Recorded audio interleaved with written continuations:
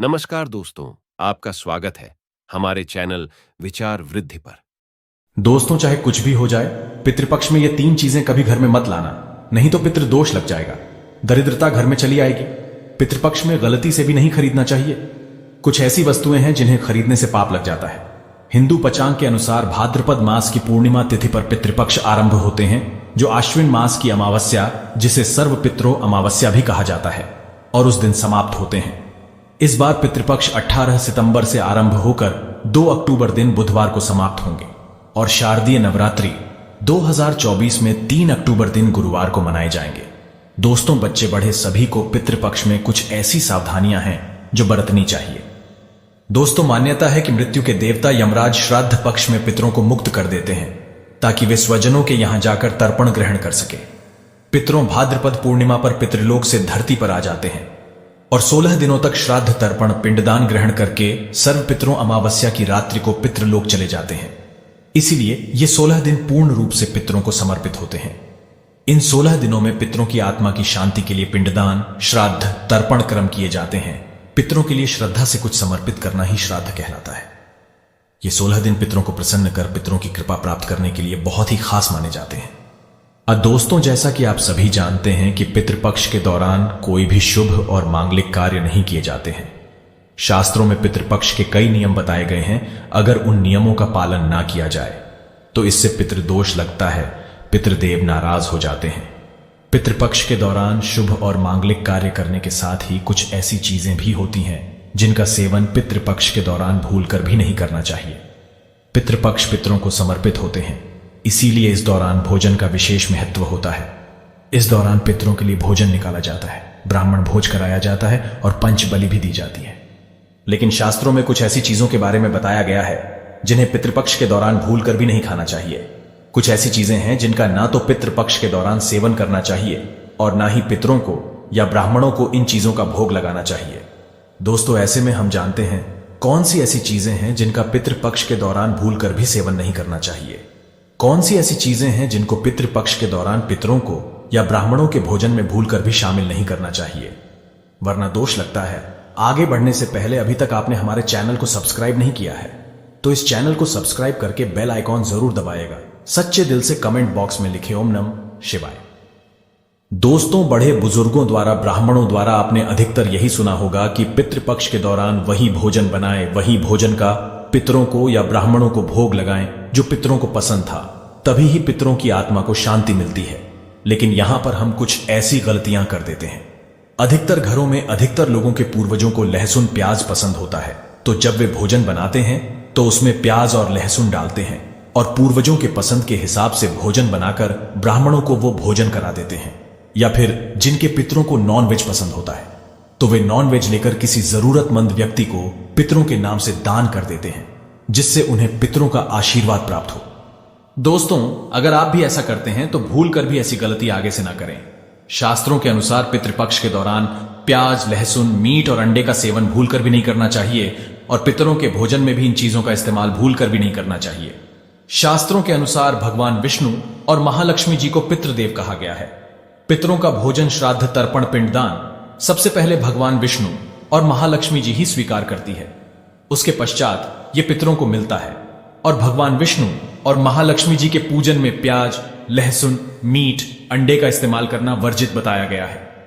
अगर आप पितरों के भोजन में मीट, अंडा, प्याज, लहसुन इन चीजों का इस्तेमाल करते हैं तो भगवान विष्णु और महालक्ष्मी जी उसे स्वीकार नहीं करेंगे, और जब वे पितृदेव स्वीकार नहीं करेंगे तो हमारे पितृ भी उस भोजन को स्वीकार नहीं करेंगे। इसीलिए इस बात का हमेशा ध्यान रखें। दोस्तों, श्राद्ध पक्ष के दौरान पितरों के निमित्त जो भोजन बनाए या ब्राह्मणों को भोजन कराने के लिए भी जो भोजन बनाए वो बिना प्याज, लहसुन और मीट, अंडे का बनाए, और ना ही पितरों के नाम का ऐसा भोजन आप किसी जरूरतमंद व्यक्ति को दान दें। श्राद्ध पक्ष के दौरान पितरों को जो भोजन बनाए वो बिना प्याज और बिना लहसुन तथा मीट, अंडे का होना चाहिए। ये सभी सामग्री शुद्ध भोजन में नहीं डालना चाहिए। घोर पाप लगता है, पितृदेव क्रोधित हो जाते हैं। ध्यान रखें, पितृपक्ष के दौरान आप भी प्याज, लहसुन और मीट, अंडे का इस्तेमाल भूलकर भी ना करें। शराब आदि का सेवन भी ना करें। दोस्तों, पितृपक्ष के दौरान बासी भोजन ना करें। इन 16 दिनों में बासी भोजन शैतान को प्राप्त होता है। पितृपक्ष के दौरान ना ही बासी भोजन करना चाहिए और ना ही किसी को कराना चाहिए।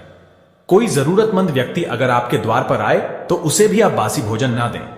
शास्त्रों में बताया गया है कि पितृपक्ष के दौरान पितृ किसी भी रूप में द्वार पर आ जाते हैं, और अगर ऐसे में आप पितरों को बासी भोजन दे देंगे तो इससे आपको पितृदोष लगेगा।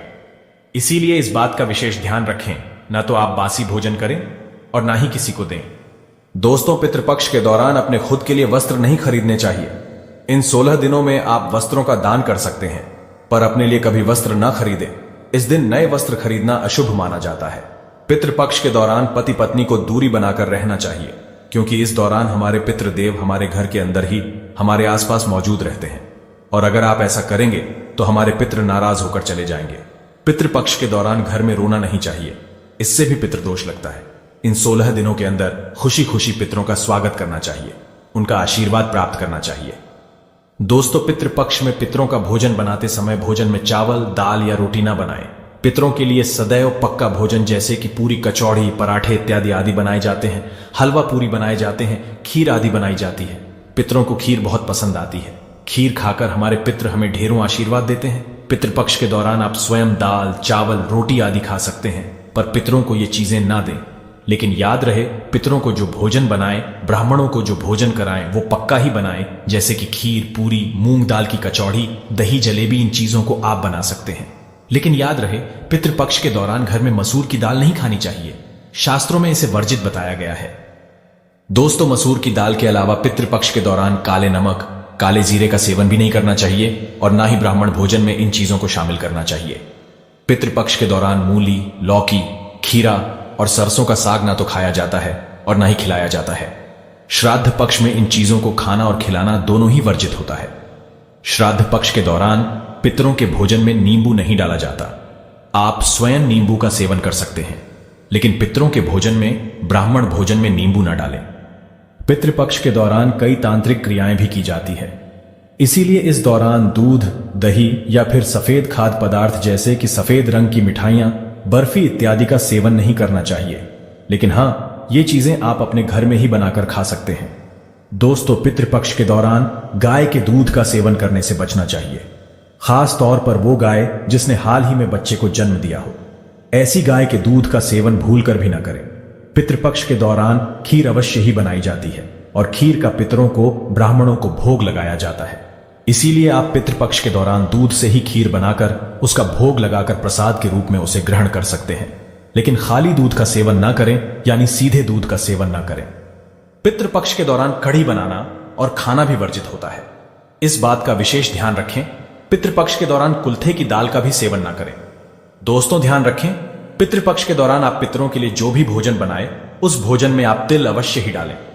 पितृपक्ष में जो पितरों का भोजन बनाए, ब्राह्मणों को जो भोजन कराएं या पंचबली लगाएं, या किसी जरूरतमंद व्यक्ति को पितरों के नाम से भोजन दें, उस भोजन में थोड़े से काले तिल अवश्य ही डालें। शास्त्रों के अनुसार जिस भोजन में काले तिल होते हैं वो भोजन पितृ ग्रहण करते हैं, लेकिन जिस भोजन में काले तिल नहीं होते हैं उसे भूत पिशाच ग्रहण करते हैं। इसीलिए इस बात का विषय ध्यान रखें। दोस्तों, पितरों के भोजन में काले तिल डालकर ही आप पितरों को भोग लगाए। काले तिल भूत पिशाचों से श्राद्ध के भोजन की रक्षा करते हैं, इसीलिए इस बात का विशेष ध्यान रखें। पितृपक्ष के दौरान गलती से भी अपने पड़ोसियों का भोजन भी कभी नहीं खाना चाहिए। पितृपक्ष के दौरान उधार लिया गया पैसा अशुभ माना जाता है, इससे उल्टा कर्ज का बोझ और बढ़ जाता है। दोस्तों, पितृपक्ष में कोई भी ऐसा कार्य ना करे जिससे हमारे पितृ नाराज हो जाए। आप थोड़े से ही प्रयास से पितरों को प्रसन्न कर सकते हैं। दोस्तों, गरुड़ पुराण के अनुसार ऐसे कौन से व्यंजन हैं जो आपको पितरों के लिए बनाने चाहिए? सबसे पहला है दूध और चीनी से बनी खीर। जी हां, पितरों के लिए अगर आप बहुत सारे व्यंजन ना बना पाए या आपकी परिस्थिति इस अनुकूल ना हो, तो पितरों की तृप्ति के लिए आपको दूध और चीनी से बनी खीर अवश्य बनानी चाहिए, जिसमें सूखे मेवे डालकर पितरों को परोसें। इस व्यंजन से उन्हें सबसे ज्यादा आनंद मिलता है और वे प्रसन्न होकर आपके द्वार से लौटते हैं। दूसरी है कद्दू की सब्जी। गरुड़ पुराण के अनुसार कद्दू की सब्जी पितरों को बहुत अधिक प्रिय होती है। कद्दू एक सात्विक व्यंजन है जो श्राद्ध प्रसाद में अक्सर परोसा जाता है। अगर आप भी श्राद्ध का भोजन बना रहे हैं तो कद्दू की सब्जी अवश्य बनाएं और पितरों का आह्वान करते हुए उन्हें अर्पण करें। ये तीसरा है शुद्ध घी की रोटी। जी हां, शुद्ध घी से बनी रोटी अवश्य बनाएं और अपने पितरों को याद करते हुए एक रोटी कौए को और 2 छोटी रोटियां बनाकर गाय और कुत्ते को खिलाएं। इनसे पितृ जिस भी रूप में धरती पर उपस्थित होंगे वे तृप्त होकर आपको अवश्य आशीर्वाद प्रदान करेंगे। चौथी है पीली मूंग दाल और सफेद उड़द दाल। इन दोनों दालों के विषय में गरुड़ पुराण में बताया गया है, जिसमें दो दालों से बनने वाले व्यंजन, चाहे वो मीठे हुए या नमकीन, अवश्य पितरों के लिए बनाने चाहिए। अगर आप उनकी श्राद्ध तिथि पर ये दालें बनाते हैं तो अधिक लाभदायी होता है। इसके अलावा आलू, गेहूं से बनी पूरी मीठी गुड़ की रोटी, मीठे केसर वाले चावल, काले चने और बेसन से बनी चीजें भी पितरों के लिए बनाई जाए तो पितृ प्रसन्न होकर उन्हें ग्रहण करते हैं। आइए अब जानते हैं भोजन कैसे बनाना चाहिए। जैसे हम ईश्वर का भोग बनाते समय उसे नहीं छकते या उसे झूठा नहीं करते, ठीक उसी प्रकार हमें पितरों का भोजन भी उन्हें अर्पण करने से पहले छकना नहीं चाहिए और न ही झूठा करना चाहिए। भोजन बनाने से पहले आपको पूरी तरह से शुद्ध होना चाहिए। बिना स्नान आपको पितृ भोजन नहीं बनाना चाहिए। और जो स्त्री मासिक धर्म में हो उस वक्त भी उन्हें पितृ भोजन को नहीं बनाना चाहिए। पितृ भोजन बनाने से पहले रसोई घर को गंगा जल से, और यदि गंगा जल ना हो तो साधारण जल छिड़क कर पहले स्वच्छ कर लेना चाहिए। और उसके बाद भोजन बनाने से पहले ओम पितृ देवाय नमः या ओम वासुदेवाय नमः, इन मंत्रों का उच्चारण करके ही भोजन बनाना आरंभ करना चाहिए। आइए अब जानते हैं कैसा भोजन नहीं बनाना चाहिए।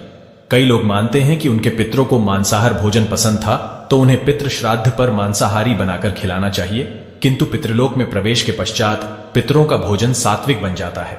इसलिए उनके श्राद्ध या भोजन में तामसिक व्यंजन का प्रयोग कदापि नहीं करना चाहिए। केवल सात्विक व्यंजन ही उनके लिए भोजन में बनाने और खिलाने चाहिए। तामसिक व्यंजन के साथ प्याज, अदरक, लहसुन का प्रयोग भी श्राद्ध भोजन में नहीं करना चाहिए।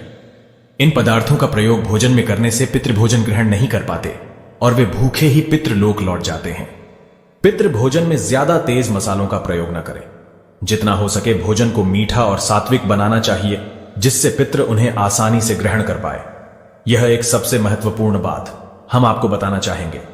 हम भोजन तो परोस देते हैं या उनका भोग पितरों की तस्वीर पर लगा देते हैं या कोई गाय कुत्ते को भी खिला देते हैं, किंतु हम भोजन के साथ जल अर्पण करना भूल जाते हैं। सबसे जरूरी है जल अर्पण करना। पितरों को आप भोजन ना भी अर्पण करें, किंतु जल का अर्पण पितृपक्ष के पूरे मास में अवश्य करें, जिनसे पितृ प्यासे ही पितृलोक में न जाए। इस प्रकार से आप अपने पितरों को भोजन खिलाकर संतुष्ट कर सकते हैं।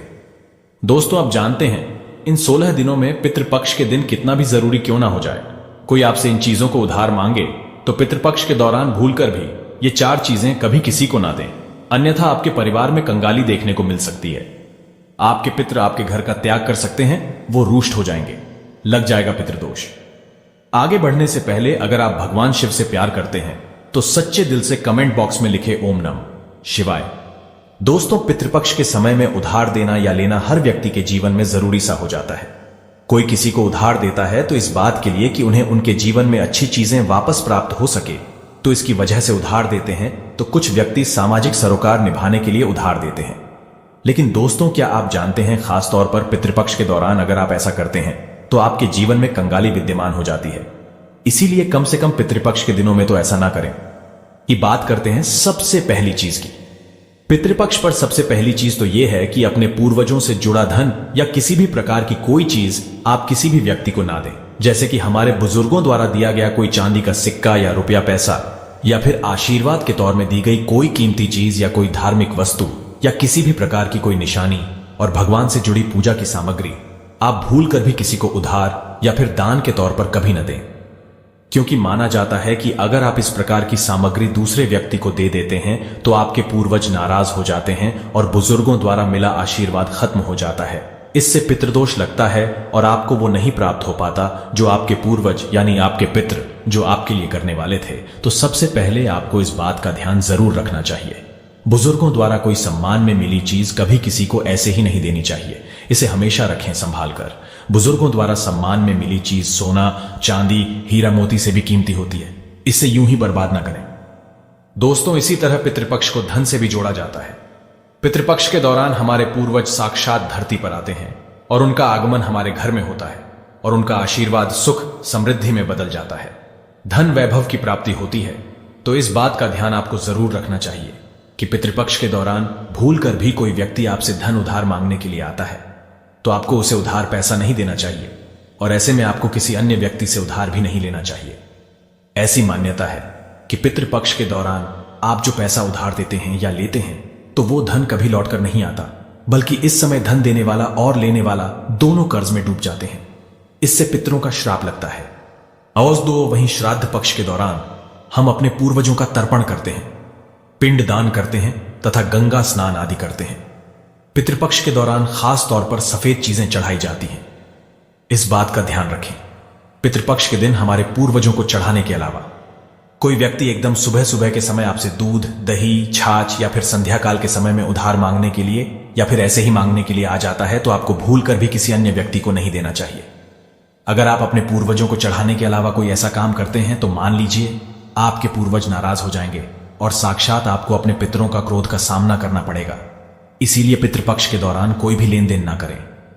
दोस्तों, पितृपक्ष में चावल के साथ काले तिल मिलाकर के दान करने से पितृदोष हमेशा के लिए समाप्त हो जाता है। हमारे पूर्वज प्रसन्न हो जाते हैं। गाय को रोटी में गुड़ मिलाकर और थोड़े से काले तिल मिलाकर खिलाने से पितृदोष हमेशा के लिए समाप्त हो जाता है। तांबे के लोटे में जल में थोड़ा सा गंगा जल मिलाकर और थोड़े से तिल मिलाकर पीपल की जड़ में चढ़ाने से हमेशा के लिए पितृदोष समाप्त हो जाता है। दोस्तों, अगर आप किसी व्यक्ति को गिफ्ट देना चाहते हैं या फिर गिफ्ट के तौर पर कोई चीज है देना चाहते हैं तो खास तौर पर पितृपक्ष के दौरान भूल कर भी आपको किसी को भी अपनी पहनने वाली घड़ी या फिर आपको बाजार से नई घड़ी खरीद कर आपको नहीं देना चाहिए, क्योंकि हर व्यक्ति के साथ उसका समय अच्छा या बुरा चलता रहता है। आपको घड़ी किसी से लेनी भी नहीं चाहिए। अगर किसी व्यक्ति का समय अच्छा है या आपका भी समय अच्छा चल रहा है और अगर आप किसी अन्य व्यक्ति को अपना समय दे देते हैं तो आपको आने वाले समय के अंदर अच्छे परिणाम देखने को नहीं मिलते हैं। इस बात का आपको जरूर ध्यान रखना चाहिए। और दोस्तों, इसी तरह पितृपक्ष में कुछ चीजें ऐसी होती हैं जो आपके घर की सुख समृद्धि से जुड़ी होती हैं, तो ऐसे में वो चीजें आपको किसी को भी उधार नहीं देना चाहिए, वो भी संध्या काल होने के बाद। जैसे कि कोई आपसे लहसुन, प्याज, दूध, दही, चीनी तथा उधार पैसे भी मांगने के लिए आता है तो जब सूर्य उदय होता है, सुबह सुबह या फिर सूर्यास्त हो जाता है, तब ऐसे में इन दोनों समय में आपको घर की समृद्धि दूसरों को भूल कर भी कभी नहीं देना चाहिए। इससे हमारे पूर्वज नाराज हो जाते हैं और लग जाता है पितृदोष। माना जाता है कि अगर आप ऐसा करते हैं तो आपके घर की सुख समृद्धि तथा माता लक्ष्मी दूसरों के घर चली जाती हैं और वहीं हमारे पूर्वज भी घर में आते आते वापस लौट जाते हैं और आपको उसका अच्छा परिणाम देखने को नहीं मिलता। दोस्तों, दान पुण्य करना हिंदुस्तान की परंपरा रही है। हर व्यक्ति दान पुण्य करके पितृपक्ष का लाभ उठाता है तथा उनका आशीर्वाद प्राप्त करता है। लेकिन खास तौर पर पितृपक्ष के दौरान आपको 2 प्रकार के वस्त्र ना तो खरीद कर लाने चाहिए और ना ही किसी व्यक्ति को देना चाहिए। इसके अंदर पहली चीज तो है काले और सफेद कपड़े। पितृपक्ष में सफेद कपड़ा दान करने से हमारे पूर्वज प्रसन्न होते हैं और पितृदोष में कमी आ जाती है। माना जाता है कि अगर आप पितृपक्ष में काला कपड़ा दान करते हैं तो आपको पितरों का श्राप लगता है और यह आपके जीवन को प्रभावित करता है। ऐसे में जीवन में दुख आ जाते हैं, तो इसी वजह से इसका ध्यान रखना चाहिए। विशेष तौर पर काले कपड़े आप किसी को भी दान के तौर पर कभी मत देना। इस दिन थोड़े बहुत फटे कपड़े भी दान नहीं देना चाहिए। ऐसी मान्यता है कि अगर आप ऐसा करते हैं तो सामने वाले व्यक्ति के जीवन में कंगाली आ जाती है और देने वाले व्यक्ति के जीवन में राहु दोष लग जाता है और साथ ही साथ हमारे पितृ हमसे क्रोधित होने लगते हैं। तो इस बात का आपको जरूर ध्यान रखना चाहिए। पितृपक्ष के दौरान अपने लिए नहीं, दूसरों को देने के लिए वस्त्र खरीदने चाहिए और दान करने चाहिए, लेकिन काला कपड़ा दान ना करें। सफेद कपड़ा दान करना बहुत ही शुभ और मंगलकारी माना जाता है। दोस्तों, महिलाओं की आदत होती है कि जब रसोई के अंदर किसी प्रकार का सामान कम या ज्यादा होता है तो अपने आस पड़ोस में मांगने के लिए आ जाते हैं, जैसे कि तेल, घी या फिर अपने घर की हल्दी। ये तीनों चीजें सौभाग्य का प्रतीक मानी जाती हैं। खास तौर पर पितृपक्ष के दौरान जिस घर में ये चीजें होती हैं तो वहां पर सुख समृद्धि बनी रहती है। तो पितृपक्ष के दौरान अपने घर से भूल कर भी इस प्रकार की कोई भी चीजें आपको उधार ना तो देना चाहिए और ना ही किसी से लेना चाहिए। अगर आप ये गलती करते हैं तो देखते ही देखते आपके परिवार पर दुखद परिणाम देखने को मिल सकते हैं और आपके घर की सुख समृद्धि दूसरों के घर चली जाती है। दोस्तों, पितृपक्ष के दौरान अगर आप किसी व्यक्ति को दान देने की सोच रहे हैं तो आप नए कपड़े दे सकते हैं जो आपके अपने पहने हुए, और अपने पुराने कपड़े भूल कर भी कभी किसी को दान के तौर पर या फिर पहने हुए कपड़े किसी को भी ऐसे ही नहीं देना चाहिए। अगर आप अपने कपड़े किसी अन्य व्यक्ति को देते हैं तो याद रखिए, कपड़ों के साथ साथ आपकी समृद्धि जुड़ी हुई होती है। अगर वो दूसरों के घर चली जाती है तो आपको इस प्रकार का सामना करना पड़ सकता है जो आपके परिवार के लिए अच्छे नहीं होते। इसीलिए इस बात का ध्यान रखें और आप पितृपक्ष के दौरान कपड़े बाजार से नए खरीद कर ही दान करें। लेकिन याद रहे, इस समय काला कपड़ा कभी किसी को दान ना करे, नहीं तो लगेगा पितृदोष। दोस्तों, बासी रोटी दान नहीं करनी चाहिए, ना ही किसी जानवर को खिलानी चाहिए। बासी रोटी हमेशा बासी ही कहलाती है। इसीलिए अगर आप अपने पूर्वजों की कृपा प्राप्त करना चाहते हैं तो ऐसे में ताजी रोटी तथा ताजे बने चावल ही खिलाने चाहिए। इससे हमारे पूर्वज प्रसन्न होते हैं। लेकिन याद रहे, रोटी में थोड़े काले तिल अवश्य ही मिला लें। सुहागिन महिला की माता लक्ष्मी से जुड़ी चीजें आती हैं जो सुख समृद्धि को बढ़ाती हैं, और यही चीजें माता लक्ष्मी को आमंत्रित करने का कार्य करती हैं। तो ऐसी चीजों से जुड़ी हुई कोई भी वस्तु आपको किसी भी महिला को नहीं देना चाहिए। सुहागिन महिला विशेष तौर से ध्यान रखें कि अपने माथे पर लगाने वाला सिंदूर तथा गले में धारण करने वाला मंगलसूत्र, और तीसरी चीज अपने पैरों में पहनने वाली पायल, और चौथी चीज पैरों का बिछुआ और चूड़ियां भी जो सुहाग का प्रतीक मानी जाती है। तो ये 5 चीजें किसी भी सुहागिन महिला को भूल कर भी, ऐसे ही चाहे आपकी बहन ही क्यों ना हो, पहनने के लिए नहीं देना चाहिए, और ना ही किसी अन्य महिला की पहनने के लिए आपको लेना चाहिए। इस बात का आप ध्यान रखेंगे तो निश्चित तौर पर आपको इसका प्रभाव देखने को मिल जाएगा, और देखते ही देखते पूर्वजों की विशेष कृपा भी आपको देखने को मिल जाएगी। दोस्तों, जो व्यक्ति अगर पितृपक्ष के दौरान डेली वाले नमक को दान करता है तो उसके बारे न्यारे हो जाते हैं। पितरों की कृपा सदैव उसके ऊपर बरसती है। पितृपक्ष के दौरान नमक का दान हर हाल में आपको करना चाहिए। नमक का दान गुप्त दान माना जाता है। अगर आपको सुख समृद्धि की इच्छा है और आपको अपने पूर्वजों की कृपा पाना है तो पितृपक्ष के दौरान नमक का दान करना ना भूलें। नमक का दान करने से पहले उसमें दक्षिणा अवश्य डालें तथा थोड़े चावल भी दान करें। नमक का दान सर्वश्रेष्ठ और मंगलकारी माना जाता है। आप रातों रात अपना भाग्य बदल सकते हैं। कच्चे दाल, चावल, नमक आदि दान करने से तथा उसमें थोड़े तिल डालने से हमारे पूर्वज हमें आशीर्वाद देते हैं और धन से मालामाल बना देते हैं। दोस्तों, अगर आप महादेव की कृपा प्राप्त करना चाहते हैं तो कमेंट बॉक्स में लिखे हर हर महादेव ओम नम शिवाय एक लाइक तो बनता है।